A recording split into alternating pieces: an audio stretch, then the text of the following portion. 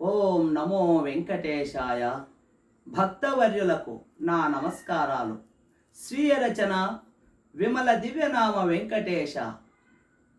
ద్విశతి కావ్యమునందలి 47వ పద్యాన్ని మీ ముందు ఆవిష్కరిస్తున్నాను.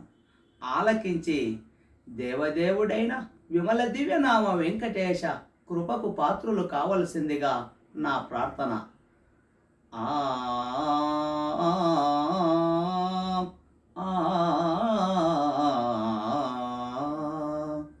ఉత్తరాధికుండు విత్తము గలవాడు, ఉత్తరాధికుండు విత్తము గలవాడు, ప్రేమ భావకుడు కుబేరుడతడు, ధనము నిచ్చునంచు తలచితే గోవింద, విమల దివ్యనామ వెంకటేశ. ఓ శ్రీ వెంకటేశ, నిర్మలమైన దివ్యనామం కలిగిన సర్వపాపములను ప్రక్షాళనం గావించే వెంకటేశ, గోవింద, కలియుగ శ్రీనివాసుడనే పేరిట సప్తగిరివాసుడవై కలియుగమున శ్రీ పద్మావతి శ్రీనివాస కళ్యాణ విశేషమైనటువంటి ఆ ఘట్టాన్ని, అంటే శ్రీనివాస పద్మావతి కళ్యాణం అనే పేరిట వివాహ కార్యాన్ని జరిపించుకున్న ఘనుడవు నీవు.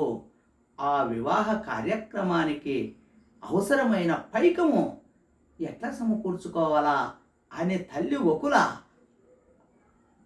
అడిగినప్పుడు, అమ్మా, ఉత్తరాధికుండు విత్తము గలవాడు,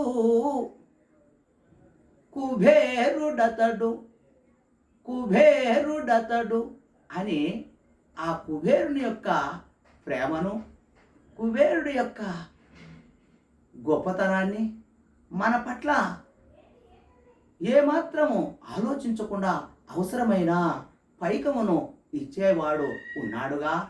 అంశవాహనుడైన బ్రహ్మను పంపించి ఇప్పుడే తెప్పించేదా ఈ పద్మావతి శ్రీనివాస కళ్యాణానికి కలియుగం అయ్యేంత వరకు వడ్డీ రూపంలో ఆయనకు పైకం చెల్లిస్తాననే ఒప్పందం మీద తెప్పిస్తానని చెప్పి ఆ రకంగా ఉత్తరాధికుండైన ఆ స్వామి కుబేరుని దగ్గర పైకమును తెప్పించుకొని వివాహమును ఎంతో వైభవంగా జరిపించుకున్న గనుడవు నీవు.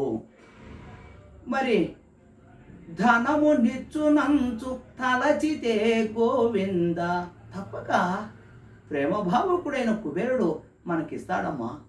ధనం కూర్చుకోవడంలో, సమకూర్చుకోవడంలో సమస్య ఏముంది అని తల్లి ఒకులమాలను చెప్పి ఒప్పించి ఆ రకంగా హంసవాహనుడైన బ్రహ్మ వెళ్ళేటట్టుగా ఆ రకంగా ఉసిగొల్పి అవసరమైనటువంటి పైకాన్ని తెప్పించి వివాహ కార్యమును సాక్షాత్తు లక్ష్మీ అంశే అయిన శ్రీ పద్మావతి అమ్మవారిని వివాహమాడిన ఘనుడా ఓ శ్రీనివాస గోవింద, గోవింద.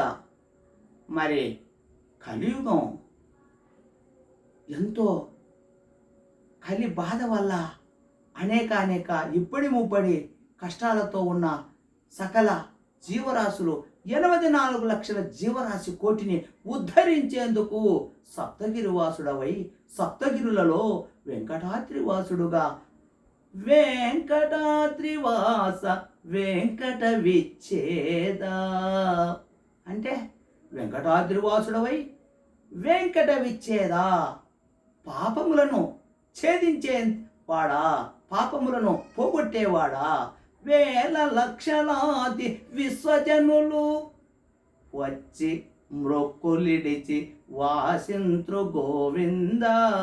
వేల లక్షలాది విశ్వజనులంతా కూడా, భక్తవరులంతా కూడా నీ వెంకటాద్రి చేరుకొని తిరుమల గిరి యందు విశేషమైన దివ్యధామమునందు నిన్ను దర్శించి తరిస్తూ ఉన్నారు కదా స్వామి.